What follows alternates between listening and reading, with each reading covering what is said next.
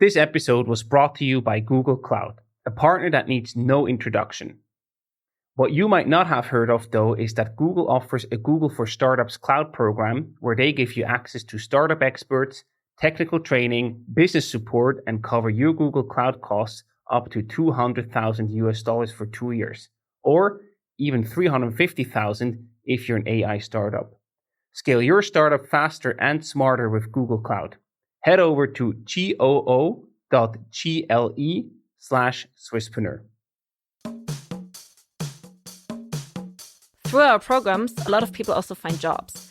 So we actually support the government in doing what they should do, because in general, people who come here, they're unemployed for 8 years. That's insane. They have so much to offer.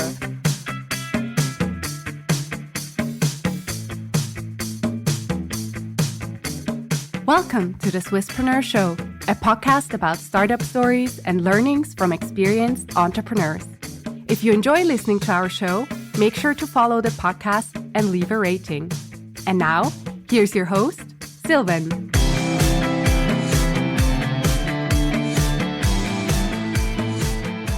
Seraina, a very well welcome to the Swisspreneur Show. It's a pleasure to have you here today. Thank you, Sylvan. I'm really honored to be here, and thank you for giving me that platform. Our pleasure. You're the co-founder of SINGA Switzerland, an incubator for projects built by people with a refugee or migrant background. And you were a project scout at the Migros Pioneer Fund, the development fund of the Migros Group. Before we talk about your ventures, I want to jump right into your background.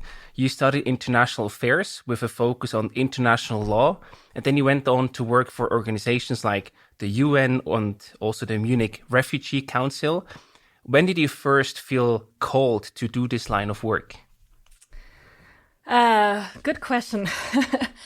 So I think I was always interested in social justice issues and also in working in the international field. So in school, I already read some biographies, for example, by Dag Hammarskjöld, the second UN Secretary General. And so I was always interested in that. But I think, and then also at the end of school, I did a thesis on integration of Muslim migrants in Germany. So there was kind of that interest to maybe explore that area of work, but it's also, to be honest, a bit opportunity. After my bachelor's, I just looked up, what's out there, and applied randomly for this UN internship in Malta, and then so sort of a mix of reasons. There. Yeah. Yes, but I think, when I look back now, because sometimes you don't see how things happen, there's not always a logic, but the one thing I see as a red thread kind of is my interest in justice, whether it is now in health or in international law or when it comes to social issues. I think that's kind of the thing that connects all the dots. Yeah. Fantastic. And what do you think? What role does entrepreneurship play in empowering people of a refugee and migrant background? Is that something that we absolutely need, or do you think that entrepreneurship sort of falls short in really helping and supporting them?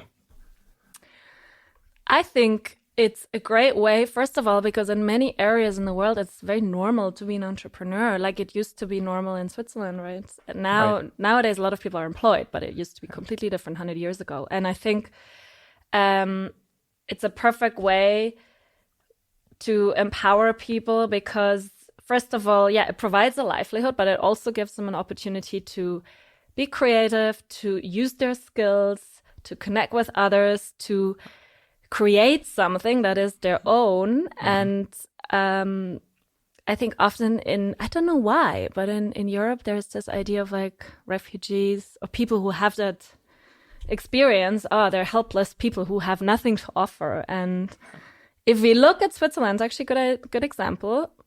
Some of the biggest Swiss companies have been started by people with a refugee migrant background, from Rolex to Nestle to ABB, all of those companies. Even Ovo Maltine is not from a Swiss person. So,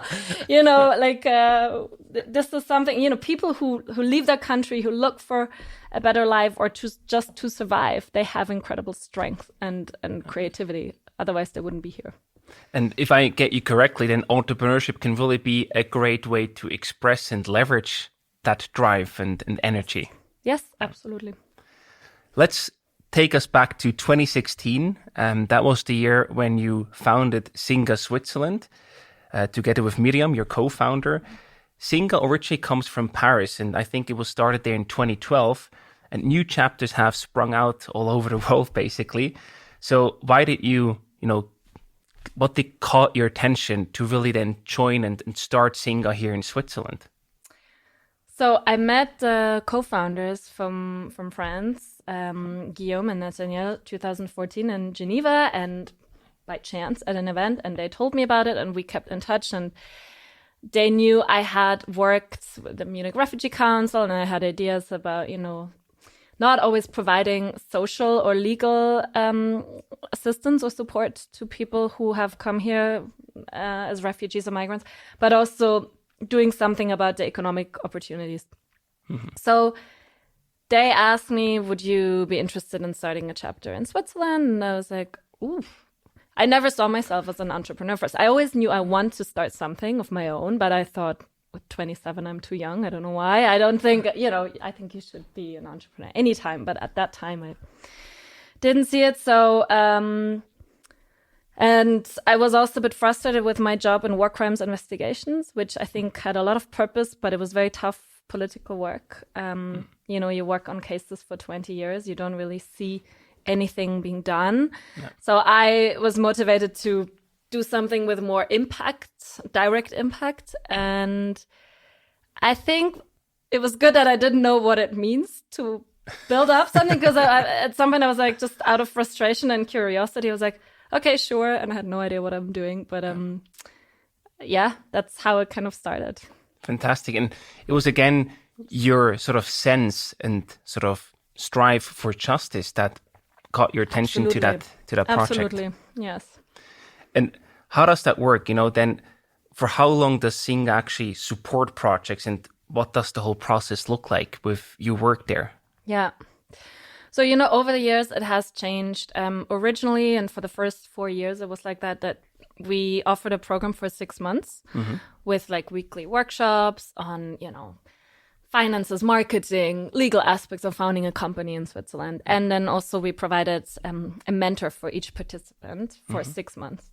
So now it's similar, but we have an incubator and we have an accelerator. We also have kind of an online program to make it even more accessible, because we are always in Zurich and Geneva. Mm-hmm. First in Zurich, but then we scaled quickly to Geneva. And then we always had people asking from Bern or St. Gallen, and because of their limited financial capabilities, we decided, we extend it to the online format to make it more accessible. Yeah. And then people need to have certain language skills. So, ideally B1, either in German, French, or English, depending where they are. There's a limited fee, like 50 francs or 100 francs per month, depending on your income. But if you cannot afford that, we also sponsor it. Mm-hmm. So we also do networking events. We have a lot of corporate volunteers, actually, who provide one-to-one sessions in different areas. We have people who are marketing experts or finance experts. So we actually rely on a lot of volunteer work. That makes sense. Yes. And how does the program of such a cohort then look like? Like, what is the curriculum? What do they go through? What's the sort of the content that you provide them with?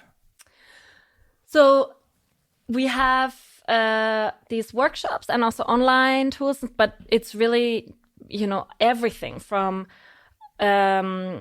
what's your business idea? Let's test it. Let's test it with a target group.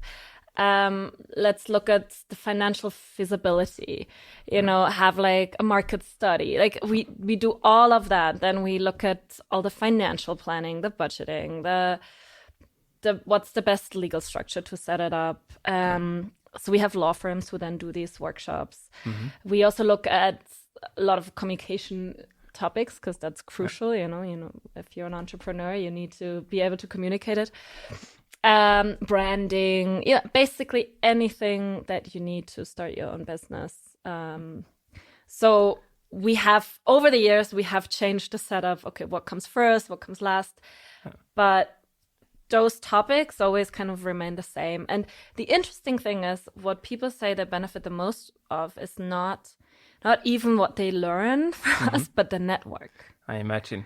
Yeah. So they say, in general, they make 30 new contacts that they can contact anytime afterwards. And that's what's getting them off the ground. That's super valuable. It's always about network, anywhere you go in the world. And that's also interesting. It's always the same. Things here are not different. And let's say I move to Jordan next week. I need a network. Yeah.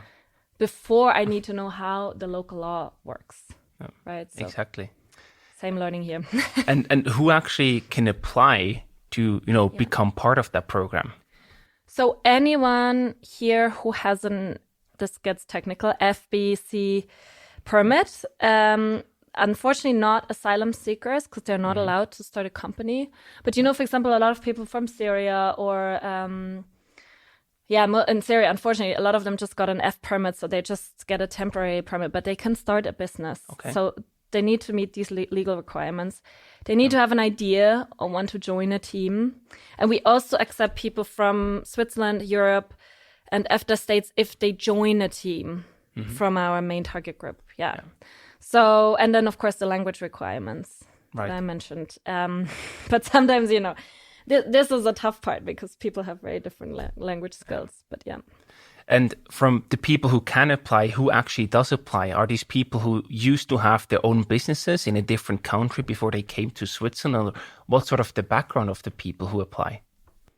Good question. So quite a few used to be entrepreneurs already, or serial entrepreneurs. We have quite a few people who already, from Ele from Syria, for example, he had a company, the last company he had like 400 employees, he's done big stuff and he's already started 2 companies here now. Nice. So, but then there is also people, mostly highly qualified people, to be honest, who cannot work in their jobs anymore, like doctors, engineers, all of them, they would have to go back to university to get a Swiss degree. They don't have the time or the money for that. Yeah, of course.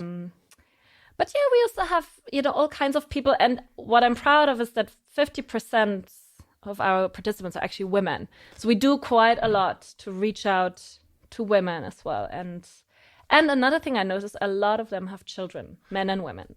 Yeah. So right over 60%. Fantastic. Which I think is also great motivation for them, to...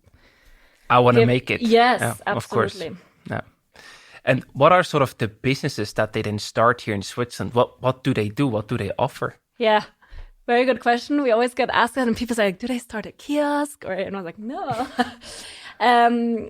So first, when we started, we wanted to focus on tech businesses, but then we realized, okay, this is too ambitious or also too one-sided. Let's put it that way. So we have a whole range of businesses. By now, around 40 businesses have been developed out of SINGA, and they still exist. Nice. It's not mostly the typical startup. There's a few. There is like an IT company that develops 3D services, mainly for the watch industry, but also other industries. Wow.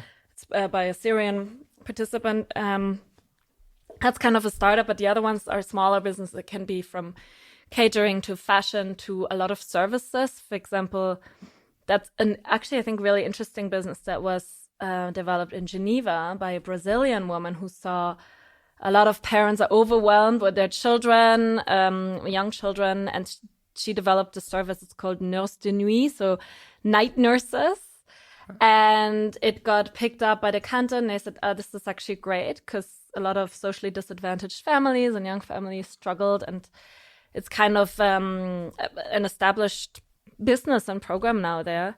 So, also innovative things that exist maybe abroad, but we don't have them here in Switzerland because maybe we don't come up with these ideas or we don't see it. But there's also this kind of business and people who sell different things. But I think there's a lot in the service industry. And check out our website. They're all listed there. Coffee businesses as well, like people who just roasting coffee and anything. Amazing. You can think of. a big variety of different businesses. Which is also a challenge, right? Because we always need to match them with experts in that field. Sure. It's not always easy.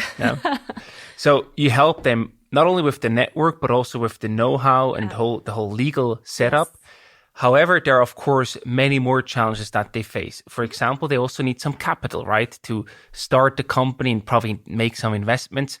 How do you support them there? It's the biggest challenge of all, I think, globally. I observe also all these kind of programs around the world, and that's the biggest problem we all have. Access to capital, yes. So some of them, we have some money that they can win at the awards, but this is very little money, 5,000 to 10,000 francs, right? Mm-hmm. But let's say a lot of the people know what to do with very little money and have the maximum impact with it. Yeah. But it's something we've been talking about with politicians here, with banks. How do we offer more opportunities? Mm-hmm. How do they get loans? In some instances, some of the mentors have invested,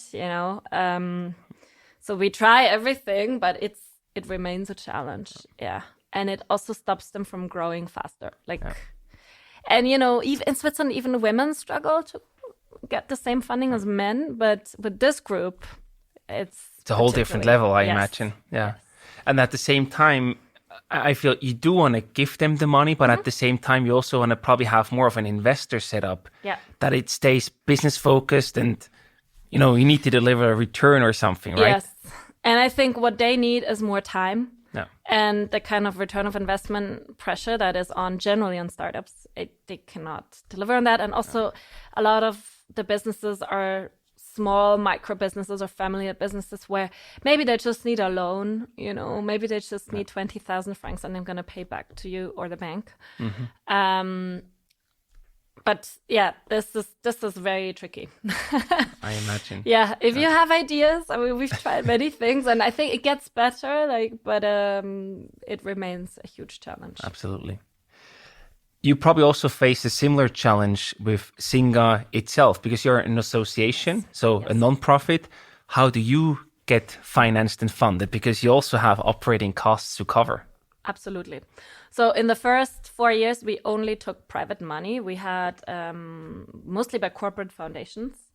So that's actually interesting. That's why even right-wing politicians supported us because supported, not publicly, but they told us, no, it's a good thing as long as you don't take tax money, and they create their own jobs and maybe jobs for others. Right.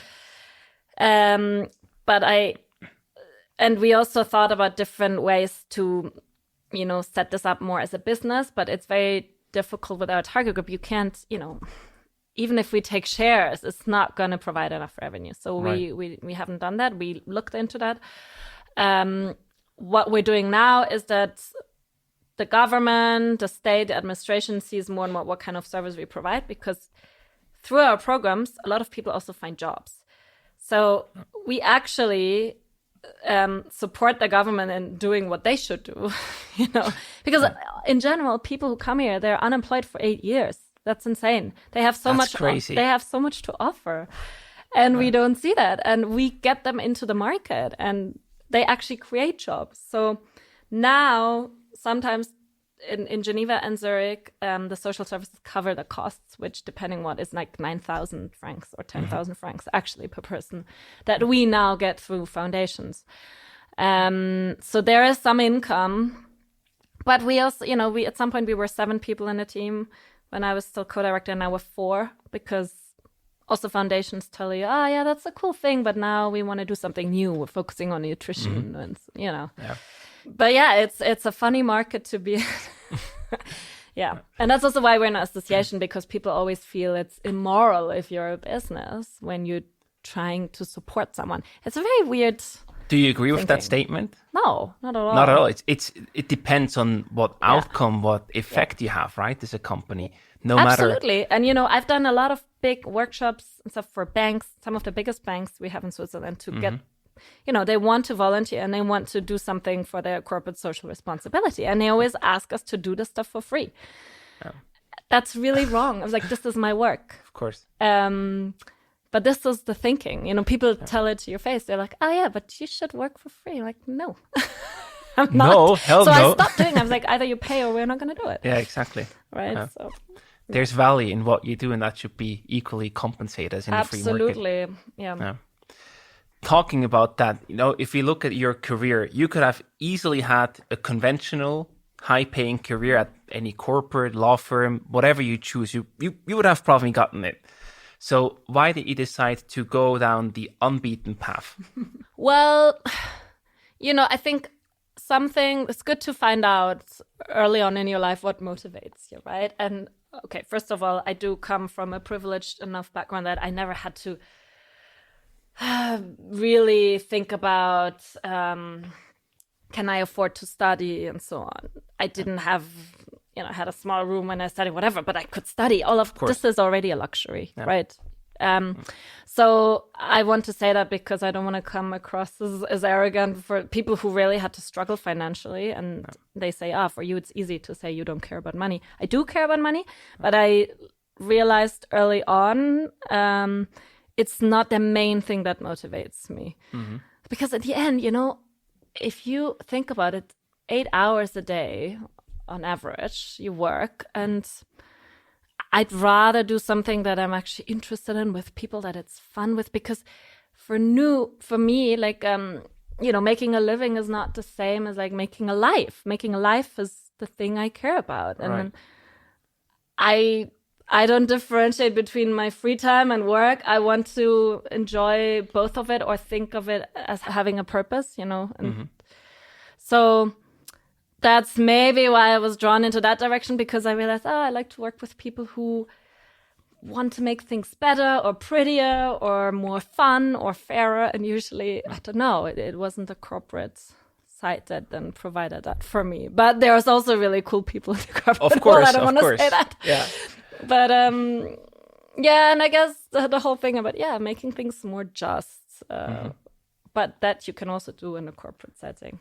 Sure. Depends where you go. Yes, absolutely. But for me, and then the last thing maybe is that I like to work with international teams and people who really think and care about the world. And so, it attracted me more to the international organization and NGO world. But then with Migros, at the end, I worked for the biggest corporate in Switzerland. With a very Swiss focus. Swiss focus, which sometimes was hard, but I learned a lot. I mean, I think it's always cool to learn new stuff. Absolutely. I want to talk about that in a minute. Before we do so, when you have your career and you have studied with peers and then they went on to these corporates and probably, made a very decent amount of money, you're building something that intrinsically motivated you.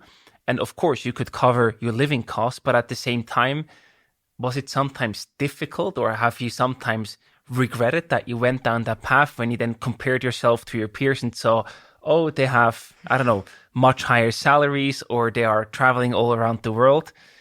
But was there some sort of regret at a certain point in time? Never financially, but I do have a few regrets. From the first years when I built up SINGA, everything in my life was about work, to the extent that I went to my sister's wedding completely stressed out, not even giving her a gift, but not saying anything, not, preparing anything, not a speech, nothing for a wedding. I deeply, deeply regret this, that I let this kind of work take over so much of my life, to, lose sight of other things. Also, I didn't make, much money, and I didn't travel much in the first years. But I think because I was mostly so busy with people around me, but also with a lot of corporate people. Sometimes I thought, this is just wrong how much they make for their work and how much we make, but more in terms of it's so random what kind of value we give certain jobs and not others. Of course. Yeah. That's maybe the main frustration. But I didn't really, I have such a broad spectrum of friends around me, so that there is everything. There's people who make $500,000 and people who make much less than me. So I don't know. And I thank God I'd never felt envy financially. No. Yeah, that's good. No. You mentioned something important, that your job sort of took over, at least for some time, sort of your whole life. Sometimes also entrepreneurs of all sorts, if you have this intrinsic motivation, you want to change something, you are so motivated to make this project or this company a success, and then this can happen. Your work life takes over your whole life. that is a struggle. How do you deal with that these days? What did you sort of take away and learn from it? Because I imagine many other people can or are struggling with something similar, no matter whether it's a nonprofit or a startup business or whatever it is. Yes. And, I think what happens when you get so consumed in your work, and I actually had that also in my job before when I worked in work crimes investigation, because the work was endless, but you start only seeing that, right? And you think that's the center of the world, and that's what's really dangerous. And before I decided that I will leave SINGA, at least in my role as director or co-director, I took a month off and I went to the US to see friends and also travel on my own. I wanted to know, who am I without my job, without my boyfriend, without my friends. How was that? Very good. And I actually realized, I hadn't been on my own for like 4 days in many years. And I actually really liked it. And that's when it became crystal clear to me, I need to leave this job. Also, I need to make room for others. But what I think, is important to realize that, I was thinking, I'm not saving lives. And also, even if I am, but if I die tomorrow, nothing really will happen. Just all the people who love me will miss me. But that's it. You're not that important, which is also a big relief. Absolutely. So I really take that. Like even now, when I get stressed, I think about it. I'm like, take a walk, go to the forest, spend time with friends. I think that's one of the most important things. Stay social, not on your phone, but make sure you see someone every day who's not related to your job. I think that's a good way to keep healthy.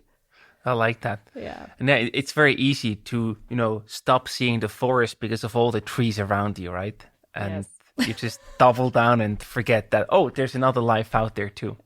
I also want to talk about another topic. If we zoom out a bit, you yourself took many risks, of the path that you chose as a career and also different projects that you got involved. But you have also been exposed to risk by the people that you worked with, what they went through. So when can risk benefit us and really push us to our best self? And when does it become a purely negative stress factor for us? Yeah, that's a really good question. And I think that's also something that everyone should ask themselves, because I think it's different things for everyone. But in my experience, I think stress is good if it takes me out of my comfort zone, not, just so I'm uncomfortable, and if it makes me a bit nervous and challenges me, but it's not good if it's an existential threat, or if it is a risk that, for example, would destroy your relationships, or I guess, let's say I don't have children, but you have children and it puts your children at risk. Coming back to the relationship. So I think, and if it takes away your base, whatever your base is. So for some people, it's having certain time for themselves or financial things. I think it's different for everyone, but I think stress is good if it makes you feel a bit uncomfortable. And uncomfortable is not like, I'm losing my mind, Of course, yeah. But like, Yeah. And, a very good thing, one of my colleagues told me at my job with Justice Rapid Response, she said, when I thought about starting SINGA, and for me, that was a huge risk. Because those people told me, you don't know what you're doing. You're not an entrepreneur, and you're not, I'm Swiss, but I didn't grow up here. I had zero network in Zurich. And they said, like, how can you set up something here? And my colleague said, you're too young to be comfortable. And that for me was like, you're right. Okay, I'll do it. And that's true. Yeah. Yeah. That was a nice push. Yeah. The comfort. That's good for me. I think Exactly. that's a good, For me, it's always when stress is, keeping me up at night, when my sleep gets really bad and I don't sleep well anymore. That's when it's too much. Do you have that a lot? No, rarely, very rarely, luckily. But that's very good. That's a very good indicator. Yeah, you're When right. that happens, Physical I see it signs. immediately, and then I know, shit, I need to change something. That's not good. Yeah. Yes, agreed. And I think in general, it's always stress is good, but you also need de-stress, to relax, recharge. It's this, sort of back and forth, and it keeps you flowing. Absolutely. I think like the moment when your health is impacted, or sleep, it's so essential, because also if we don't sleep, we make really crazy decisions. And Exactly. yeah, you're right. You talk about Switzerland. You also started and founded SINGA in Switzerland. And here, I hope it changed a bit over the past years, but we still have this negative perception. You already said, some people told you not to do it, you're crazy. And even if you then would fail, that would be even worse. And people say, oh no, you failed, it didn't work out. What a terrible story. How do you see that? Are we still, afraid of failing and therefore don't even try here in Switzerland? Yeah, honestly, this was my biggest fear the first 3 years. And I think that's also why I was panicking if I didn't answer an email within 6 hours, because I felt like no one will take me seriously in Switzerland. I'm not from here and I'm a woman, stupid things that you think. But sure. So, and I did also fail because my co-founder, Miriam, who is amazing and helped to really get this project off the ground, but also decided after less than a year she would leave. And that for me was a big fail. And I thought like, oh my God, now, everyone will think the worst of me. So, and in that sense, I was very Swiss, or I don't know if you can say that, but like I was worried about the social aspect of it, not the financial aspect. So, and I think it's still a little bit like that people are afraid of having to say I didn't manage more than I lost 10,000 francs. Sure, yeah. But I do think, at least from what I hear and all the startup circles I'm part of, that there is a lot more conversation on that, and also more conversation on mental health and all of that. But it's still, it's not so much public topic. I think we still have room for improvement there. Absolutely. How do you see it? Yeah, very similar. I relate to what you said before, then you did this trip, and then you realized, in the end, my life, of course I want to do good, but it doesn't matter too much in the whole universe. And I feel this year is very similar, that people are usually much more self-absorbed than we think. And therefore, they don't really care too much about what you do or what you think. Of course, they talk if you fail with a startup, but in the end, they're way too much self-absorbed. So people, I think, care much less than we think in our head. Everyone is looking at us. No, probably not.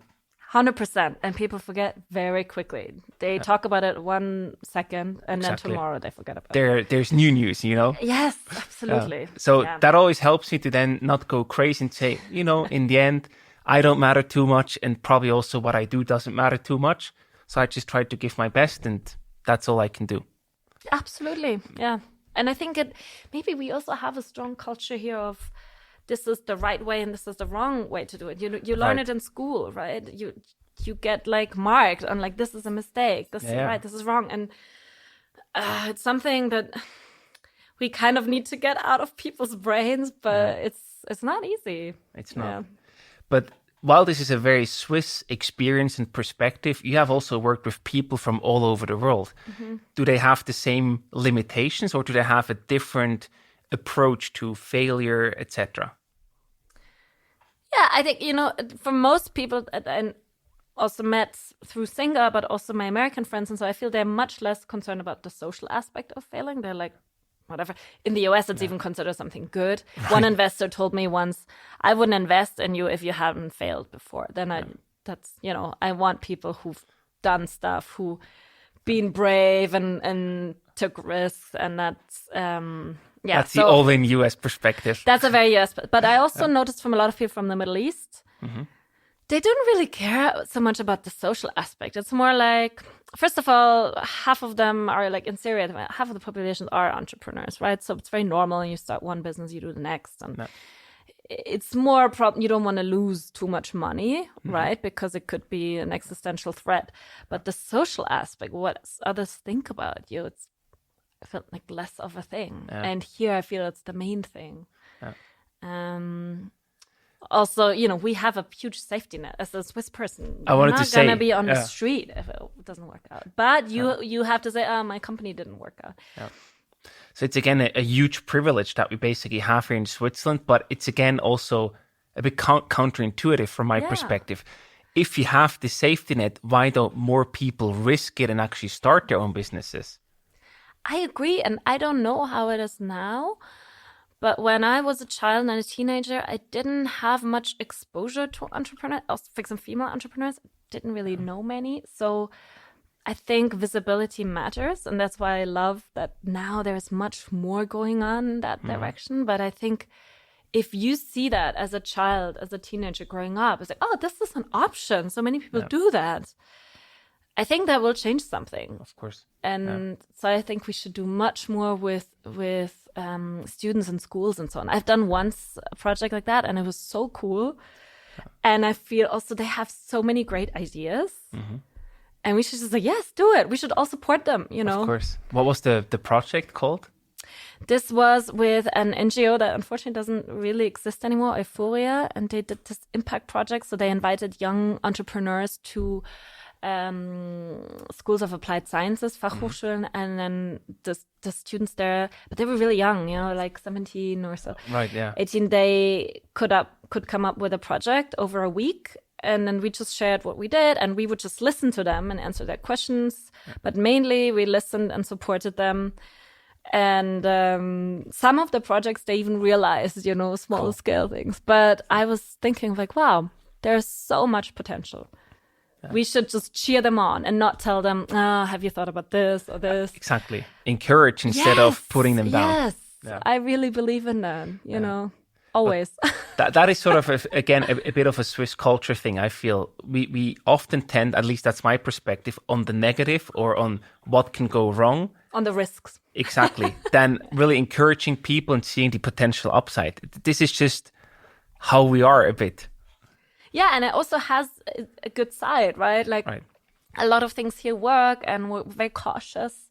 Yeah. But I think when it comes to, creativity and innovation in businesses, it's especially with young people, like, what can go wrong? The business can go wrong, you know? Yeah.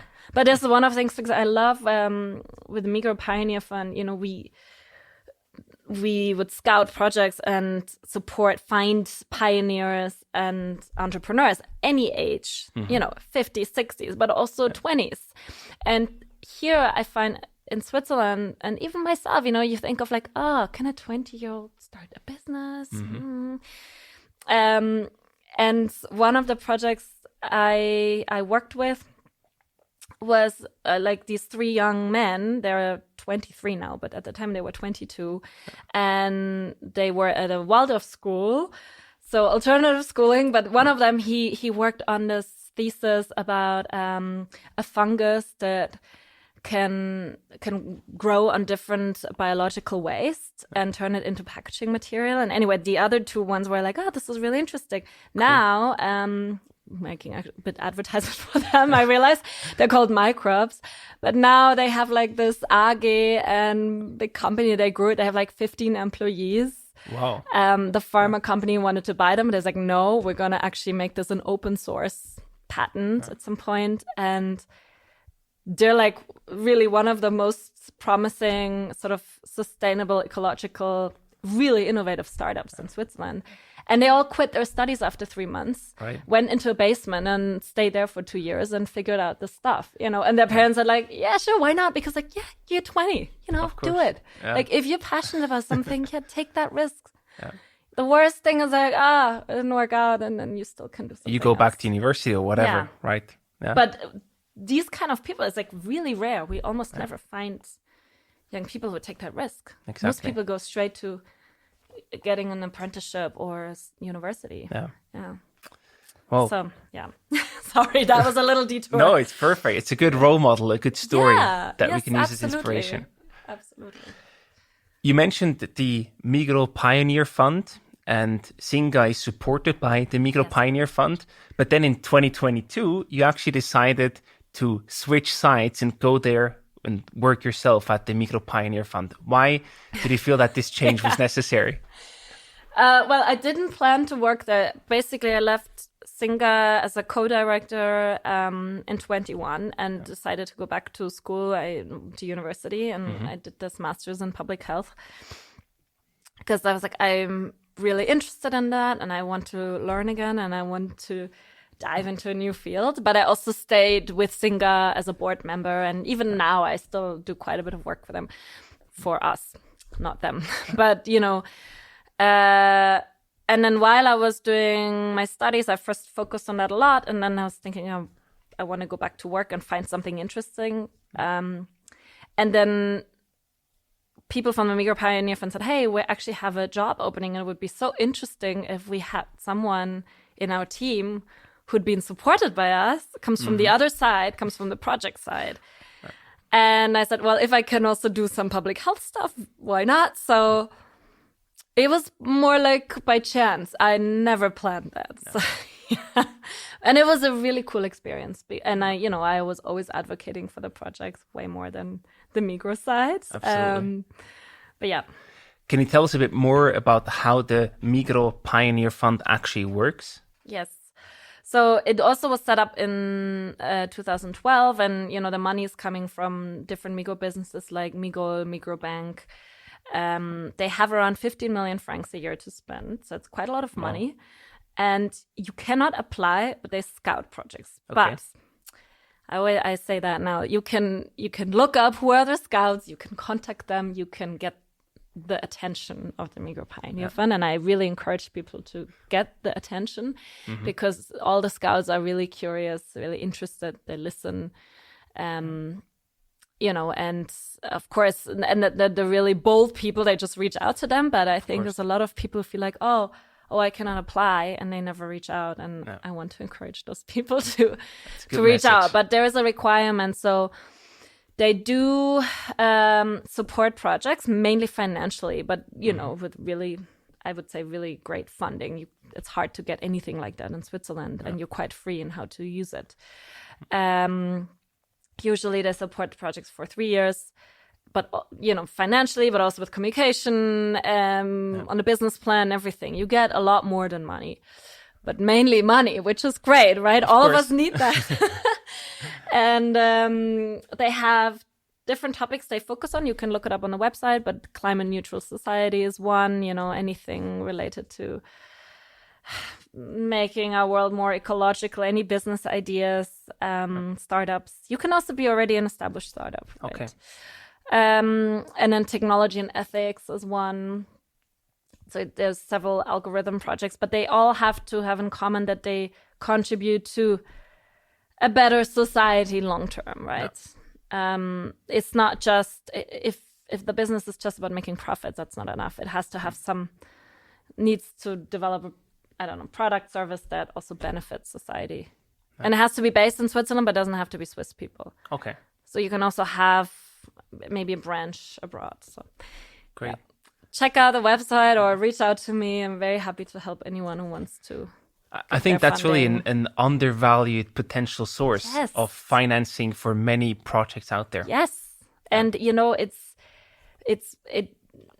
I saw several projects, the ones I supported, like they got big investors afterwards because, you get this, it's kind of risk money you get from Migros Pioneer Fund. And in that sense, they have nothing to lose. They don't take shares or anything. All you need to do in return is to say you've been supported by them.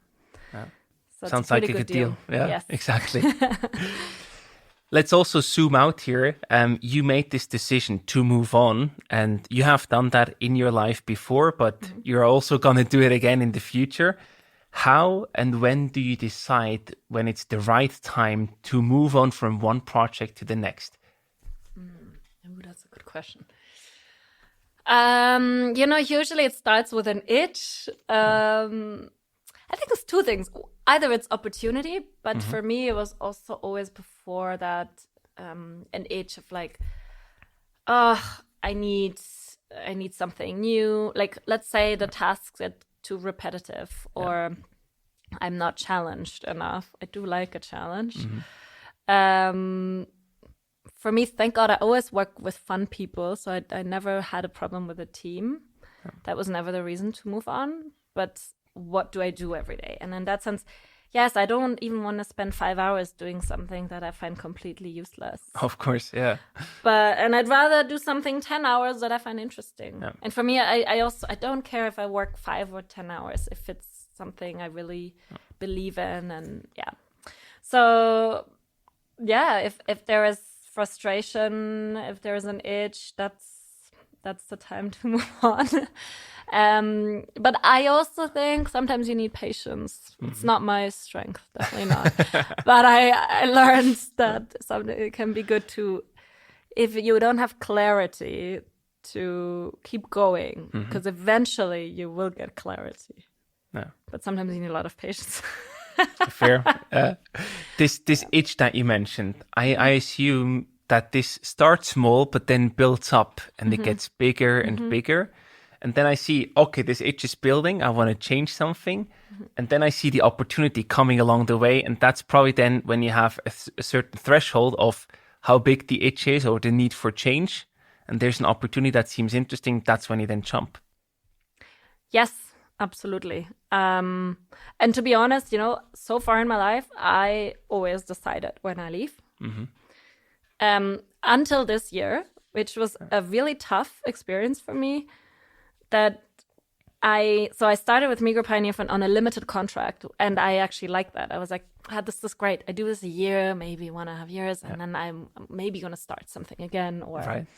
But then when I did the work, I was like, I actually really like this.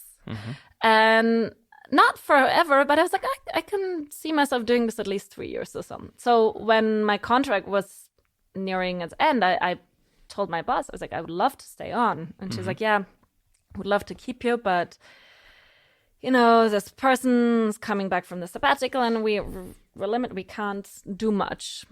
And in the end, you think to yourself, can't they really do anything about it? But in that sense, it was against what I wanted. For the first time. Yes, also very wholesome experience. It was very tough for me, but I also realized, okay, that's what it feels like. I imagine both times when you left, at SINGA, basically your own baby that you built.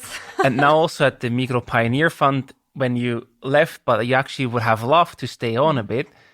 How challenging was that emotionally? Both very different exits, so to speak, but I imagine both quite challenging in their own ways. Yes. So SINGA, I told my co-founder and co-director a year before I left. I was like, in a year, I would like to move on. And we also got support, like older, experienced woman who's actually been in the corporate sector, but she was also a coach. And, we went through that, like, how do we do this? Also, how do you then really leave properly, even if you move to the board? Like, I took a break. I took a 2-3 month break, and then I moved back to the board. And I was very cautious to not. Yeah, it's a tricky thing to do, because you feel so emotionally attached. How do you also stay out of it? Yeah. Because for me, that's one thing I always knew is like, I don't want to be one of those founders who stays on too long. And especially with SINGA, I'm really glad that we started with more of a Swiss team, and now it's all people with a migrant refugee background who actually run this organization, as it should be. But yeah, that was difficult. I was always like, and thank God I had her, because she would give me very honest feedback. One of the things I think is so important as an entrepreneur, but also if you work anywhere, to have people that are honest with you in a respectful way, but will also tell you, this is difficult. You need to work on that. I'm so grateful. And Tina Erb, shout out to her. She's been the best co-director and person to work with for me, because she was always very honest. So that, we had a whole process and we got external support. With Migros, that was a tough one. I think there it was hard for me to not take it personally, to feel like, maybe they could do more. And they always told me, look, we really appreciate you, and it's nothing to do with you, but then it creeps up. Of course, it gets to you, of course. So it's like a personal defeat. Yes, and there I had some conversations with people that were really helpful, but I also talked to a coach a few times, but in the end it was also good just when I left. Like, I took a proper break, and went hiking in Scotland. Yeah, that's I hiked it out, and now and then I was like, okay, now I'm ready for the next thing, and now I am in the next thing, and I love it, and I actually am glad it all worked out like this. Yeah. I'm totally happy to be where I am right now. This sort of personal defeat that we just talked about, is time the best cure? That you just need some time to recover and, sort of distance yourself from it, or did some specific actions or tactics help you more than just time? I think, honestly, sometimes to take distance from it helped me. But everyone is different, right? But for me, I was like, also, I loved the team so much, and it was hard to be with them because from the moment I knew I can't extend my contract, it was still 3 months. And so, yeah, distance. But I also think, keep going forward, like not wanting to go back. For me, that's the essential thing. Like, look out what else is there. But to be honest, I'm not good with like being all in something and then look for the next thing. No. So for me, it's like I didn't even really look for a job during that time because I loved all the projects I worked with. So I was like, I'm gonna give it 1,000% until the last day. And then you see. And it was also a bit risky, because I was like, I need money after 1 or 2 months. But then I was like, okay, I'll just go hike and I can only do one thing at a time, kind of in terms of like big commitments, But yeah, having also, again, coming back to the social aspect, having good people around you and being, I think that's important, having this trust that to take your time in these moments is okay. Yeah. And it will be okay too. Yeah. But that's sometimes very hard, to trust that things will work out. Because people who are in that situation, they might lose that trust or never had it. How do you get that? How do you build that trust muscle, so to speak? Is that just something that has always been within you? I do think I have some resilience, but I also I did get also nervous at some point. I think having close people to you, whether it's your best friend, your sister, your parents, your partner, who see you for who you are, because this is something I also struggle with, right? You define yourself so much through what you do, whether it's your hobby or work, but then who are you without it? Yeah, right? Exactly. So for me, this has been something I've been working on a bit during the last year, is not in therapy, but I also did some sessions, but mostly through some experiences, like the traveling or writing regularly down, like what are things I care about, and investing more time in my friendships, to see, okay, there is a core in me that is not defined by work. And once you trust that, then you're less dependent on these external things. But I think it takes a lot of work, especially in this kind of Western society where we live in. I feel work defines us quite a lot, no? I don't know how you feel. Especially in Switzerland, I feel work is what makes you to a certain degree. And it's not always healthy. No, and you feel, I think it's stupid, but you feel almost ashamed saying I'm unemployed. Of course, yeah, of course. Yeah. I even felt that, and I didn't want to go to the unemployment. I never went because I think I was like, I figure out this myself now. And Absolutely. this is, so I'm not perfect at all at this, but I'm working on it. Exactly. But it helps, for people who might be in a similar situation to first of all say, hey, it is okay to take a break. And it's also okay to go through the roller coaster, and eventually everything will turn out well. When one door closes, multiple others can open, right? So yeah, and not, a lot of things you do in this world, they have so much value, but you're not getting paid for it. But this is the tricky thing, like that you can separate this. That's actually why I am actually in favor of an unconditional income, because I think it takes away that pressure. And also so many people who provide value in this society are not getting paid for this at all. Right. Or a lot of the work that's been done, that makes our life better. Yeah. So yeah, but it's still a very dominant mindset that only things that you get money for have value. Yeah. I mean, you see it in a social context, right? What's your name? Second question, what do you do? Usually. Right. And, this is why I've started paying attention to not ask that anymore. Yeah. And see, can we have an interesting conversation without talking about our jobs at all? And of course. I have quite a few conversations more abroad, but also here in Switzerland.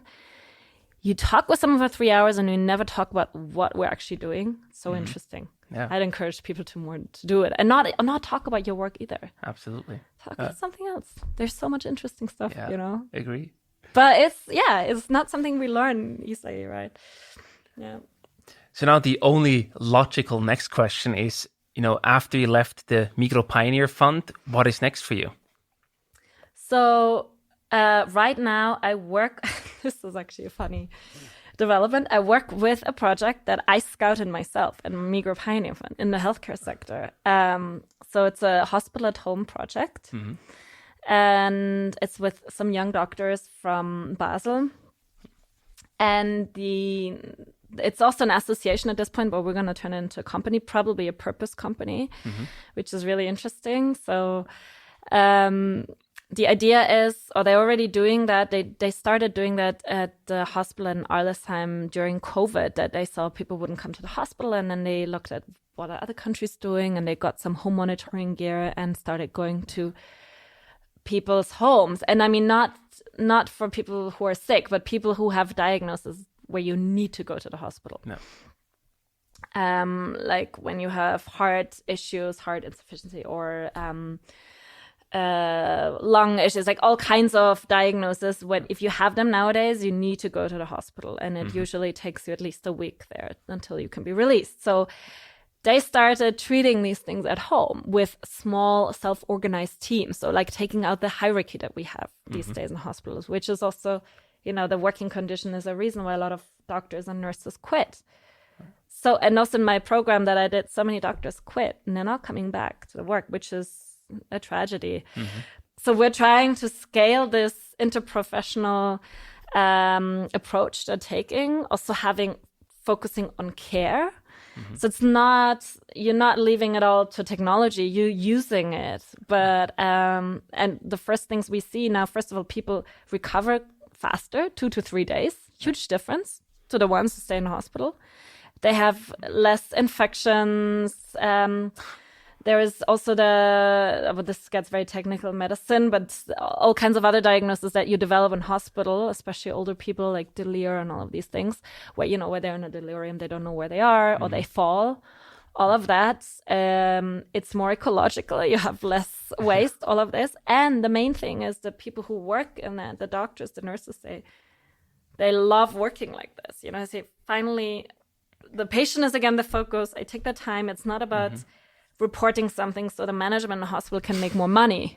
It's actually putting the patient back in the center and making it more sustainable for everyone. So, the healthcare sector is very tough. My mom is a nurse, my dad is a doctor, and I grew up with that. The space. Yeah, and I always wanted to do something about it, and I want to make it better. And everyone's saying, oh, this is a huge challenge. Forget about it right now because it's all about the money.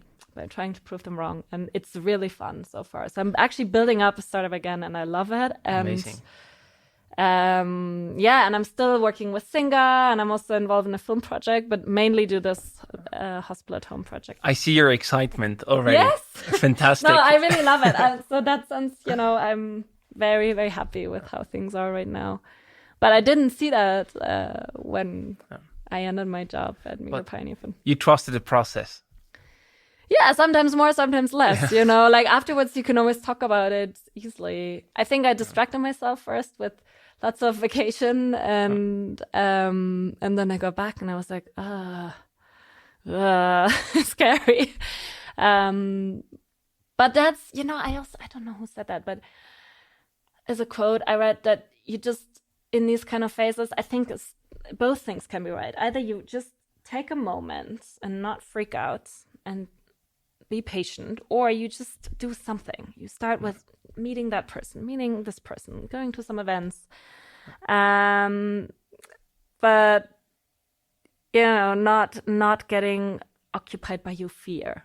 And I think that's generally coming back to your question about what's good and bad risk. I think if you do something out of fear, that's never really good. If you do things out of courage, that's the way. Better place to be in. Yes. So there was almost a point where I almost took a job out of fear.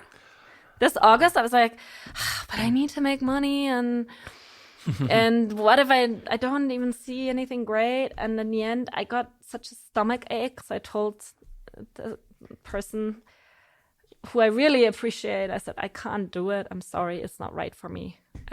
I need more time, and I'm so glad, because I would have just done this out of fear, not out of motivation or courage. Like, yes, I want to do this. I love that statement. Yeah, so that's a small learning. Seraina, to wrap up the conversation today, we also have some rapid fire questions for you. I give you either a short question or different options to choose from, and ideally, you answer in one sentence. Sorry, yes. That's perfect. Also not my strength, but I will do my best. That's fantastic. Let's go. If, for whatever reason, you were to one day become a refugee yourself, what do you wish the people in your host country would do for you? First of all, see me as a person with skills, with something to offer. Ideally, ask me to help them, do something for them because I have something to offer. And then also connect me to others, invite me. Yeah. Basically exactly what SINGA does in Switzerland, right? Who tries, yes. Exactly. Are you more of a lone wolf or a team player? Definitely a team player, but I need space to be creative. So I'm more the visionary type. So I'm not just a follower, but I'm a team player very much. I don't like to do things on my own. Are you more of an early bird or a night owl? Definitely night owl. Yes. What's one thing you wish you had done differently in your career, if any? Yes, two things. I think take more risks when I was younger. No. Being less afraid of what others think, yeah. And take time to, in the right moments, to really be authentic, to see what do I really want to do, what drives me. I think I wish I had done this earlier. Yeah. That's a good segue, actually, to the next question. What makes you get out of bed in the morning? So, yeah, I struggle to get out of bed. I don't like to do things before 9 o'clock. But what motivates me is people. I love to work with people, to come up with things, mostly I love solving things, solving problems. And I love people who are thinking like that, not complaining, but saying, okay, how can we fix this? No matter how big the challenge is. This is really what drives me. Nice. Yeah. I have two more for you, two spontaneous one. What does money mean to you? I don't really like to deal with money, but money means, in this setup where I live, freedom. No. That I can do different things.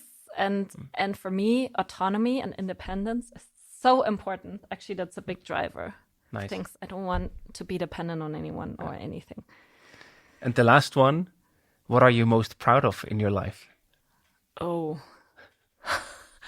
Wow, that's a really tricky question. I think I'm proud of the good relationships that I have. It's different ones, can be also work relations, but the ones that really hold. Yeah. I'm proud of that. And, SINGA, I think, is a part that I am proud of, that I dare to do it, and whatever will happen to it. But I'm proud of not necessarily what I did, but what we achieved together with everyone who is part of that. But in that sense of the human relationships, yeah. Amazing. Perfect. It means the most to me. Seraina, thank you so much for coming on the show. It was a lot of fun. All the best with whatever you're tackling next. And I'm sure we're going to see and hear lots from you in the future. We'll see. But thank you, Silvan. I think it's really cool what you do. And it was really fun to talk to you. Thank you so much. Thank you. I wish you only the best.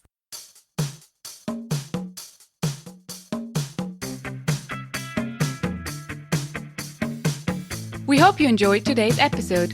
If you did, you can support us by rating our show on Apple Podcasts. This way, we can reach an ever-growing number of aspiring entrepreneurs.